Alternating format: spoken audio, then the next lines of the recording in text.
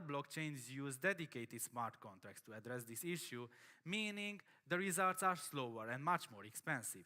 We are already working on integrating libraries regarding threshold signatures as zero-knowledge proofs as well.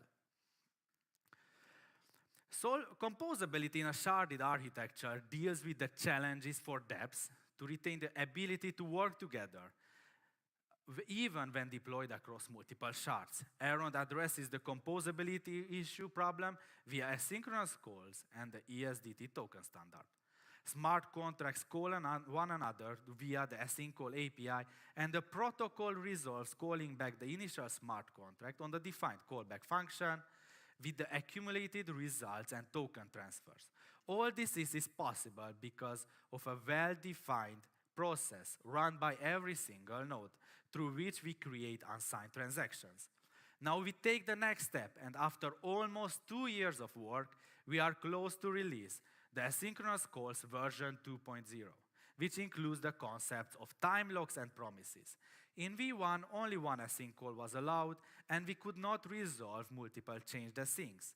However, in V2, all this is possible. The developer can call multiple contracts, define multiple callbacks, and even have a closure when all of this is finished. All of this is implemented in the VM and the protocol level, so the developer do not have to worry about anything. Callbacks are always called, promises are always kept, and time locks will always be met. Accounts on other blockchains only have an address, a balance, and a nonce to keep track of its transactions. We saw an opportunity early on to augment accounts with additional pieces of information which are essential and to enriching the identity and opening up a new host of use cases. This is why we introduced the smart accounts. They are accounts with added key value storage and a set of built-in functions which enable certain information to be written directly to the account. Hero tags are an example of such information, immediately adding another dimension to what was previously just a string of gibberish. You can think about any kinds of information, like your public email address you want to share, or a cryptographic hash to verify the ownership of data, the document attesting ownership of something, medical records, citizenships, and so on. The next is the Elrond ESDT token standard, which is completely different from other chains. It is implemented directly into the protocol.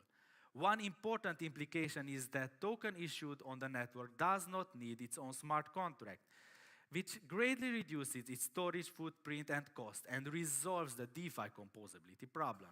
Perhaps even more importantly, every token, fungible, semi-fungible, non-fungible, is working on the audited built-in functions running at the protocol level. All tokens being first-class citizens, they are embedded directly into the protocol. This means that issuing a token does not require security audit of the token, nor does it require